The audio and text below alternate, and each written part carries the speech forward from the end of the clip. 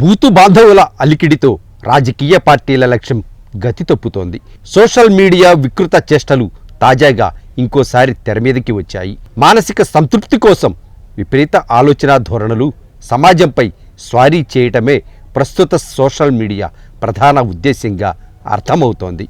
దేవుడు, మానవుడు, కులము, మతము, ఉన్నవాడు, లేనివాడు, ఆడ, మగ అనే తేడా లేకుండా విశృంఖల దాడికి పాల్పడుతోంది ఈ అసాంఘిక భూతం.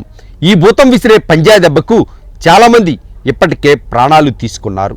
సదరు విపరీత మనస్కుల చాపల్యం శాంతించేందుకు తక్షణ గుణపాఠాలు మాత్రమే అవసరమనిపిస్తోంది. ప్రధానంగా సోషల్ మీడియా పోస్టులు రాజకీయాల ముసుగులో ఉసిగొలుపుతున్న చాతుర్యాలను నిజంగా సామాజిక ఉత్పాతాలుగానే చూడాలి. గతంలో లేని విపరీత పోకడలు ఇప్పుడు సోషల్ మీడియా రూపంలో చేస్తున్న దాడులు 3వ నంబర్ ప్రమాద హెచ్చరికను ఆవిష్కరిస్తున్నాయి. మీడియా ముసుగులో వ్యక్తిత్వ హననం, పోస్టుల రూపంలో చెలరేగడం వంటి మార్గాలను ఎంచుకుంటున్నారు. గతంలో గీతాంజలి అనే యువతి తనకు అప్పటి ప్రభుత్వం ఇల్లు ఇచ్చిందని మీడియా ముఖంగా ఆనందం వెలిబుచ్చింది. దీంతో సదరు యువతి ప్రాణాలు తోడేసింది సోషల్ మీడియా యమపాశం. ఈ ఉదాహరణ ఒక ప్రస్తావన మాత్రమే. వెలుగు చూడలేని ఘటనలు కోకొల్లలు. తాజాగా సోషల్ మీడియా ఏ స్థాయికి దిగజారిపోయిందంటే పవన్ కళ్యాణ్ కుమారుడి అగ్ని ప్రమాదం, పవన్ సతీమణి శ్రీవారి దర్శనం, తలనీలాల సమర్పణలను కూడా వక్రీకరించి చిలువలు పలువలు చేసి పోస్టులు పెట్టేదాకా వెళ్ళిపోయింది ప్రస్తుతం సోషల్ మీడియా పైత్యం. ప్రస్తుతం సోషల్ మీడియా వైపు అందరూ మోరలెత్తి చూసే సందర్భం అఘంతంగా ఇప్పుడు వచ్చి పడింది. అది కూడా మాజీ ముఖ్యమంత్రి వైఎస్ జగన్ కుటుంబంపై యూట్యూబర్, ఐటీడీపీ కార్యకర్త చేబ్రోల్ కిరణ్ రూపంలో బరితెగించిన వైనం ఇక్కడ హాట్ టాపిక్ అయింది.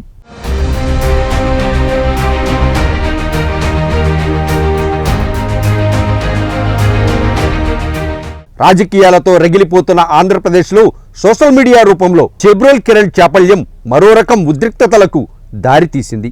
ఐటీడీపీ కార్యకర్తగా తాను విశ్వసించే పార్టీకి అనుకూల పోస్టులు పెట్టుకోవడమే కాదు, ప్రత్యర్థి వైసీపీ పైన, ఆ పార్టీలోని వ్యక్తులపైన అదుపులేని భాషతో రెచ్చిపోవడం ఇతనికి అలవాటేనని చెప్తున్నారు. ఈ పోస్టులు చాలా దారుణంగా ఉంటాయట. సాధారణంగా గతంలో పాత్రికేయులు, సమాజాన్ని పలు పార్శ్వాల్లో అవపోసన పట్టిన మేధావులు మాత్రమే ఇలా మీడియా ముందుకు వచ్చేందుకు సాహసించేవారు. వారి సూచనలు, సందేశాలు సమయోచితం అనిపించేవి. కానీ ఇప్పుడు సోషల్ మీడియా ముసిగేసుకొని మానసికంగా తృప్తి చెందేలా కొందరు అజ్ఞానులు తమ చపలత్వాన్ని ప్రదర్శిస్తున్నారు. వీరికి సమాజం పట్ల ఎటువంటి అవగాహన, బాధ్యత లేకపోగా వీరికుండే పరిజ్ఞానం చాలా పరిమితం. అంతేకాదు, కెమెరా ఆన్ చేసేస్తే సరి, హద్దు అదుపు లేని సంస్కారహీన పదజాలంతో నచ్చిన వారిని ఆకాశానికి ఎత్తడం, నచ్చని వారిపై బూతు పంచాంగాలతో రెచ్చిపోవడం ఇప్పుడు మనకు కనిపించే సోషల్ మీడియాకు పొదిగిన సొగసైన హంగు. పాత్రికేయత్వంలో అనుభవం ఉన్నవారే పోస్టులు పెట్టేందుకు గతంలో సాహసించేవారు. కానీ ఇప్పుడు తిట్టడం బాగా అలవాటున్న ఉద్దండులు మాత్రమే సోషల్ మీడియా సారథులుగాను, సదరు మాధ్యమాలను నడిపేందుకు అర్హులుగా మారిపోయారు. సోషల్ మీడియా ప్రపంచంలో చాలామంది చేబ్రోల్ కిరణ్లు ఉన్నారు. అయితే కిరణ్ ఎన్నో వీడియోలు హద్దు మీరి చేశాడు. అవి ప్రత్యర్థులు చూసి రగిలిపోయి సర్దుకుపోయిన సందర్భాలు చాలానే ఉన్నాయి. కానీ తాజాగా ఎంచుకున్న కంటెంట్ వల్ల ఆయన పేక మీదకు తెచ్చుకున్నాడు. మిగిలిన యూట్యూబర్లకు ఖచ్చితంగా ఈ అనుభవం ఏదో సందర్భంలో ఎదురు కాక తప్పదని చెప్పనవసరం లేదు. మీడియా ముందుకు రావాలన్నా, తమ మనసులో మాట చెప్పాలన్నా ఇప్పుడు పొలిటీషియన్లు కూడా సోషల్ మీడియానే ప్రధాన వారధిగా భావిస్తున్నారు. ఈ మాధ్యమం తమకు అనుకూలమా కాదా అనేది బేరీజు వేసుకొని మరీ ముఖాముఖి సంభాషణకు అంగీకరిస్తున్నారు. ఇక్కడ తమకు హోస్ట్గా ఉన్న వ్యక్తి కులం, పార్టీ గట్రా అన్నీ చూసుకొని తెరపైకి వస్తున్నారు. ఇక్కడే సోషల్ మీడియా తప్పులో కాలేయడానికి బీజం పడుతోంది. అసలు రాజకీయాలు లేకుండా ప్రస్తుతం సోషల్ మీడియా లేదంటే నమ్మాల్సిందే. తిట్ల తుపాకీలను భుజాన పెట్టుకొని రాజకీయ నేతలు, సోషల్ మీడియా సారథులు కొంతమంది తమ ప్రకోపాలకు పదులు పెడుతున్నారు. ఈ తరహా రాజకీయ నాయకులు, యూట్యూబర్లు చాలామంది ప్రతి పార్టీలోనూ తిష్టవేశారు. తొలుత వైసీపీ నుంచి చెప్పుకుంటే కొడాలి నాని, పోసాని, రోజా, వంశీ, అనంతబాబు, అంబటి, గోరంట్ల మాధవ్ ఇలా జాబితా చాంతాడంతా. ఇక టీడీపీ నుంచి కూడా ఈ లిస్టు ఏమంత తక్కువ కాదు. చింతమనేని ప్రభాకర్ మొదలు పట్టాభి, చింతకాయల అయ్యన్న పాత్రుడు, బొండా ఉమ్మతో పాటు ఇంకొంతమంది పేర్లు ప్రస్తావించవచ్చు.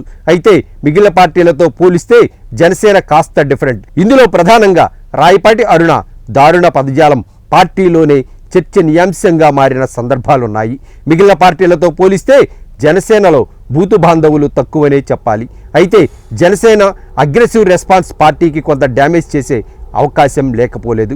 సోషల్ మీడియా రాజకీయాల్లో వేళ్ళూనుకున్న వైనం చాలా స్పష్టం. దీన్ని పెంచి పోషించినోళ్లే ఇప్పుడు తలలు పట్టుకుంటున్నది నిజమే. ఏది ఏమైనా సోషల్ మీడియాకు కళ్ళెం వేయడంలో తాత్సారాలు ఏమంత శ్రేయస్కరం కాదు. ప్రభుత్వాలు కళ్ళు తెరవాలి. భవిష్యత్తును శాసించే స్థాయికి చేరి రెక్కలు విప్పి నాట్యం చేస్తున్న ఈ జాడ్యానికి చరమాంకం పాడాల్సిందే. Stop social ragging.